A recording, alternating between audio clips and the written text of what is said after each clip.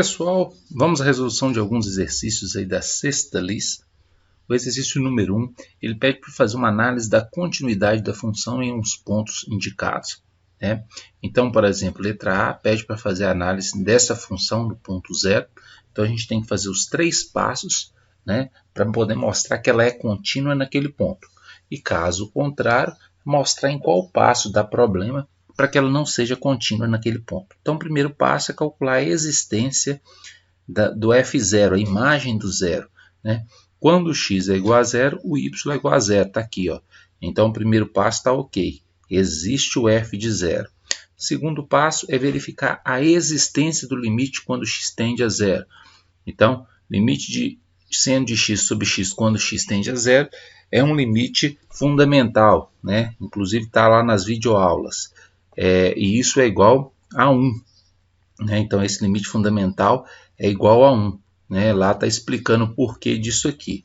Tem 3 limites fundamentais explicados lá. Né? Esse aqui é um deles. Né? Isso aqui vai ser muito útil na demonstração das regras de derivada depois. Né? Então, esse limite é igual a 1. Então, ele existe. O segundo passo também é satisfeito. Aí a gente vai para o terceiro passo, é verificar se o f de zero é igual ao limite da função quando x tende a zero. Esse vale 1, o limite vale 1, e o f de zero vale 0. Como esses valores são diferentes, então a gente fala que a função não é contínua nesse ponto 0. Então, para falar que ela não é contínua, a gente tem que mostrar o porquê disso. Nesse caso, é porque deu problema no terceiro passo. Se der problema no primeiro passo, você já para e fala que ela não é contínua. Se der problema no segundo passo, e assim por diante. Quando der o problema, você já para o exercício e fala que na função não é contínua para aquela letra, para aquele número. Letra C. Verificar se ela é contínua em x igual a 2. Primeiro passo, calcular o f de 2. Quando x é igual a 2, a função vale 3, definida no ponto. Passa para o segundo passo, que é calcular o limite. Limite da função quando x tende a 2.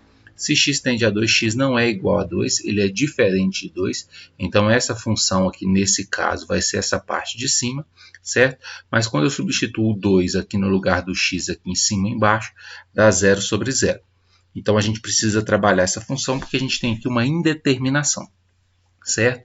A parte de baixo é uma diferença de 2 quadrados. X ao quadrado menos 4 é x menos 2 vezes x mais 2. E a parte de cima, como o 2 é raiz, ela é x menos 2 vezes alguma coisa.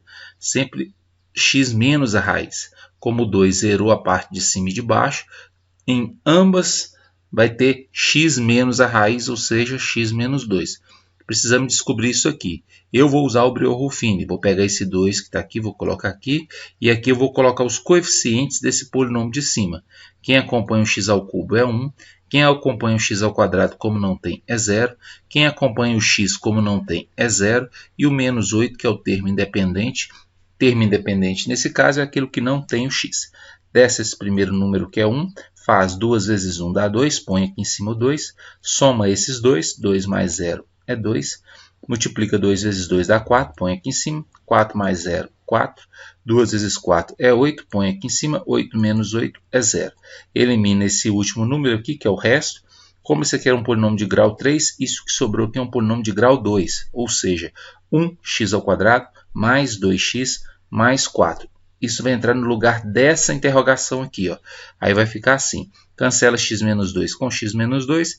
Isso que sobrou, eu vou voltar com ele para dentro da palavra limite. Então, eu vou trocar o f de x por isso que sobrou.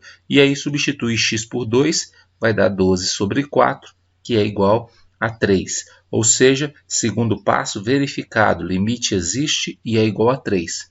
Terceiro passo é verificar se o resultado encontrado no primeiro passo, 3, é igual ao resultado encontrado no segundo passo, 3. Como os dois são iguais, então a função é contínua no ponto indicado aí.